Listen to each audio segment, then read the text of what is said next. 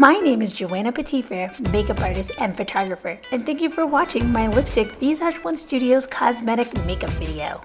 All the products that I use in this video are listed below.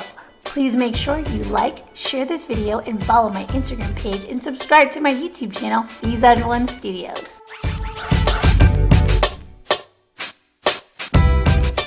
First, you want to apply my Visage One Studios lip liner, which is water and transfer proof. Apply it on the upper and lower outer part of your lip.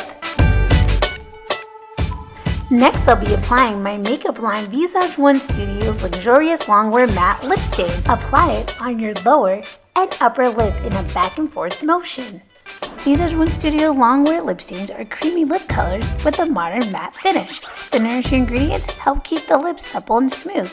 It's hyperallergenic, fragrance-free, and comes in over 7 colors. You can purchase Visage One Studios cosmetics in the link in my Instagram bio or by visiting visageonestudios.com.